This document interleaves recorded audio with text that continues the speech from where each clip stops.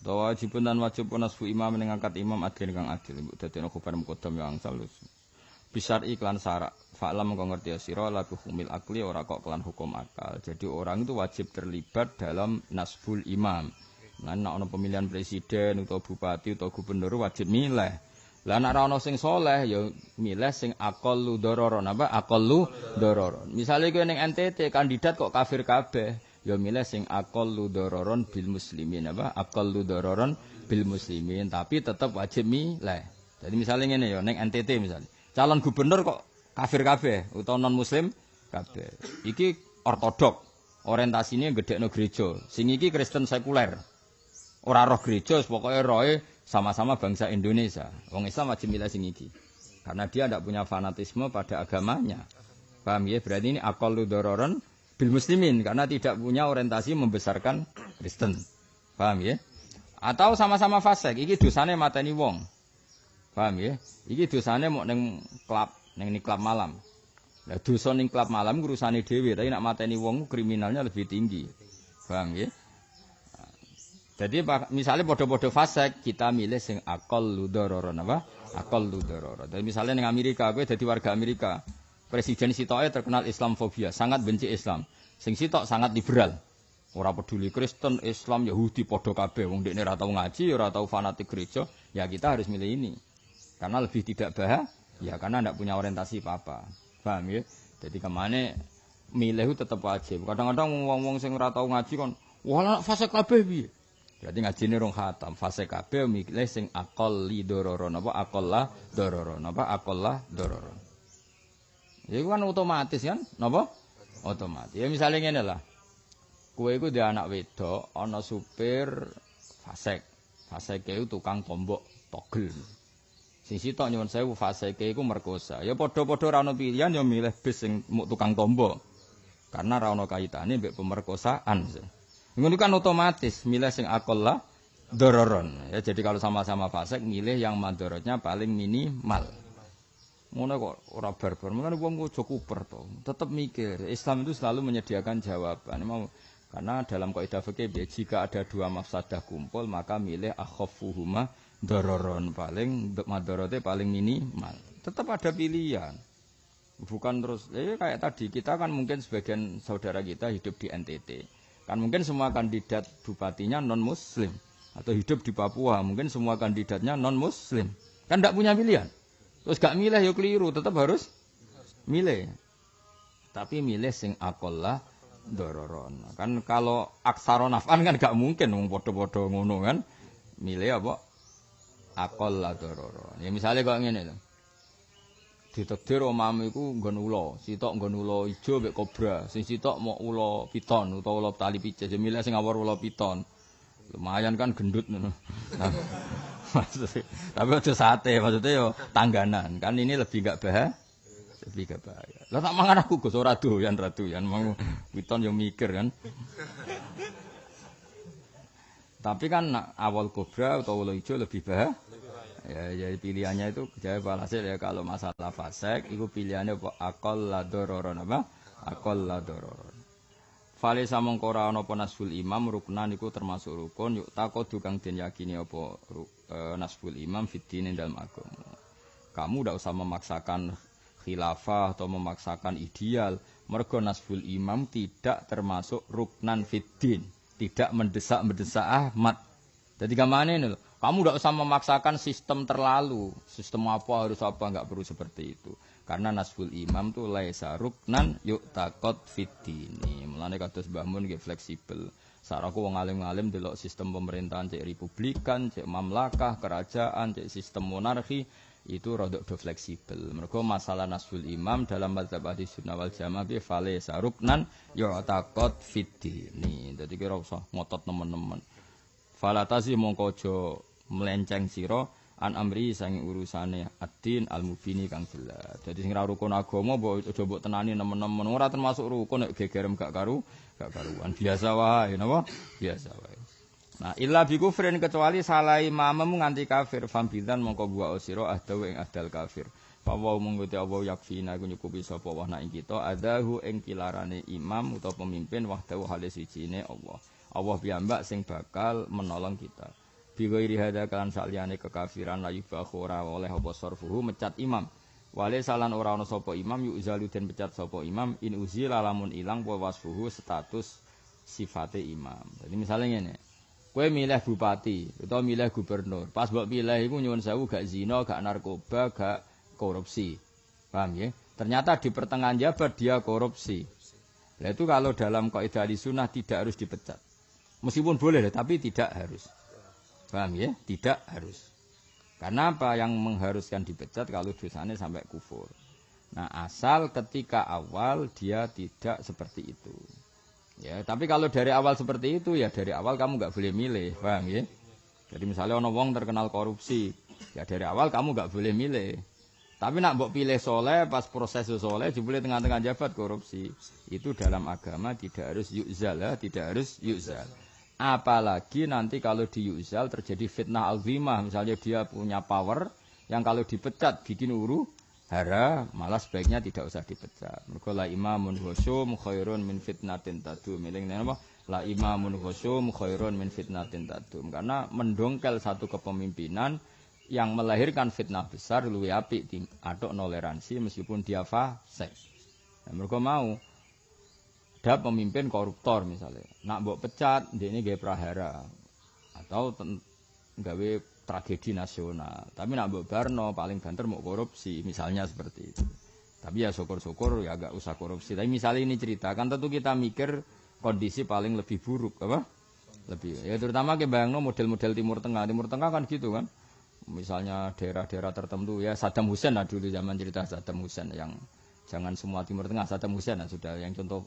Dulu Saddam Hussein kan menggulingkan pernah paman, akhirnya terjadi revolusi. Ketika Saddam mikir ya revolusi.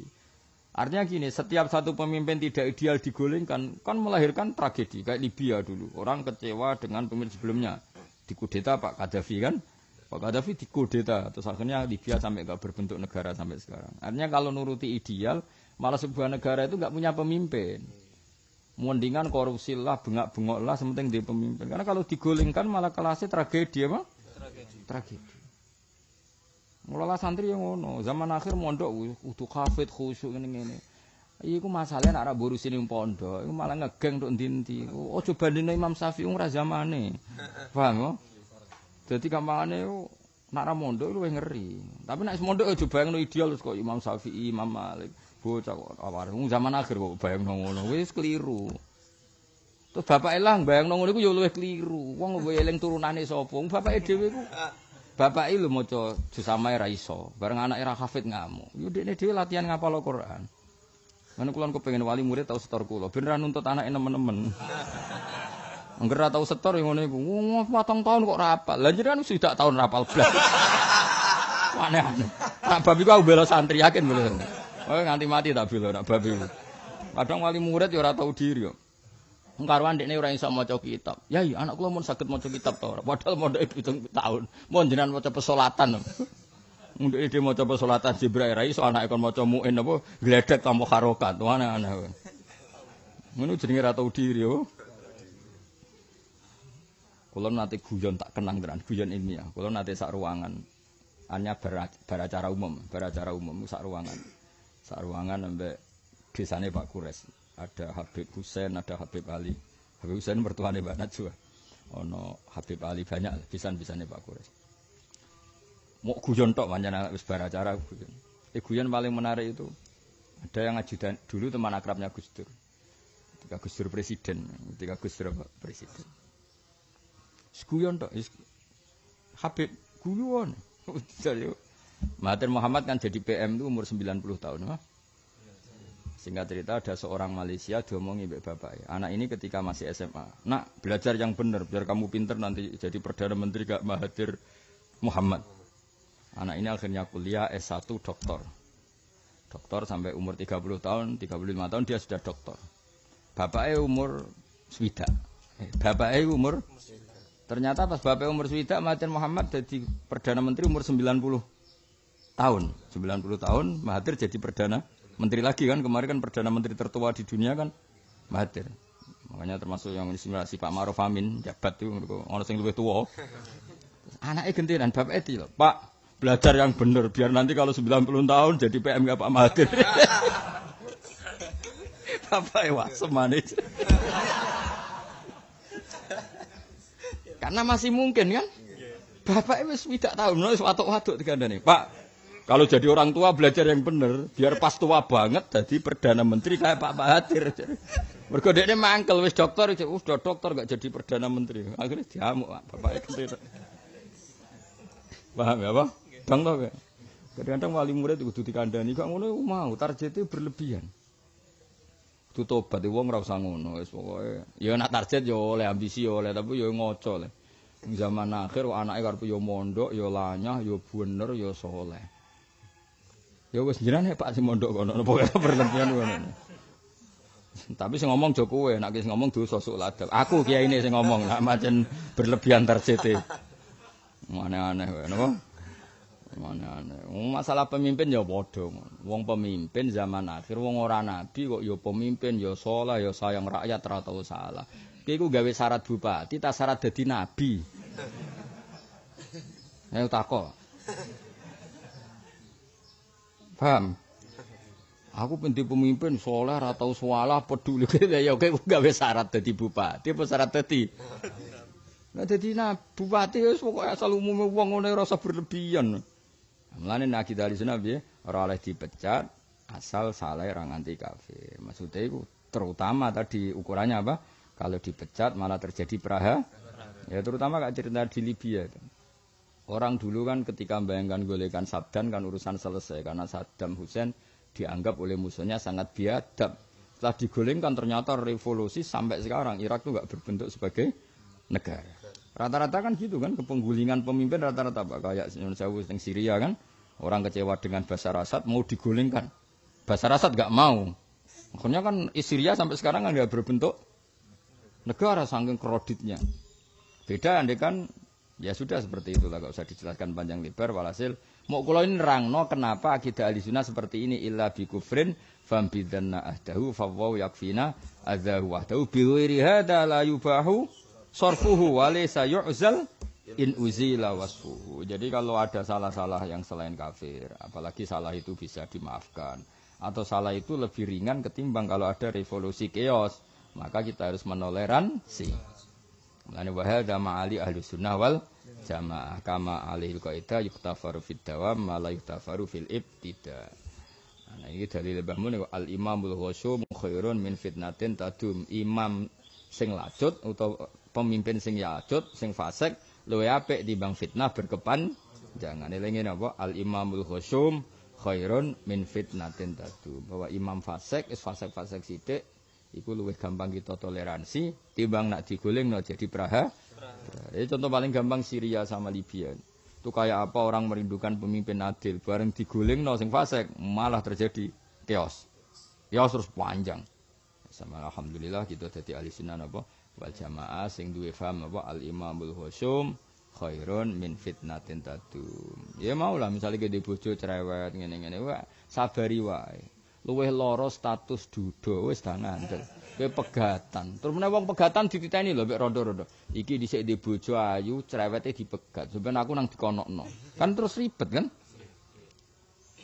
Akhire wong terus trauma, mbek raimu trauma. Mergo pemene pegatan ping pindho, ping telu wong kan nggih padha wong wedok kok sering dipegat sing lanang. Wong liya ngapain ngawin kan yo mikir. Kabeh wong lanang ra kuwan. Ya tapi nek kowe sabar, kan paling banter mau diujar-ujari tok. Tapi metu-metu kan gagah, di bojo duwe, anak piro? 5. Padahal sering tukar anak dia anak, itulah istimewanya kami. Anak keren kan? Tukaran terus tapi anake wae. Wan jos apa? Wis termasuk keajaiban dunia kan malah keren. Paham ya? Dadi wong yo mikir sing luwih ekstrem. Ya padha kowe endi? Atuk Joko tua asal untuk bojo asal wedok. Ya atuk untuk bojo asal wedok. Timbang golek ideal, akhirnya ra entuk. Sing ideal ora gelem mbek kowe kan akhirnya ribet.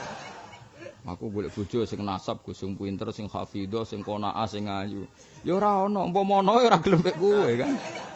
Lah akhirnya piye ya atuk rabi asal wedok. Kan terus gagah, payu ngawur. Ya cuma yo aja resepsi, mari wong dosa.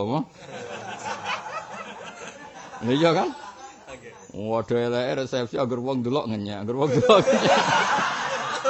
Ah mari dosa, Saudara, niku mari dosa. Mari wong komen apa? Komen. Dadi ribet. Biasa wae wae rapi.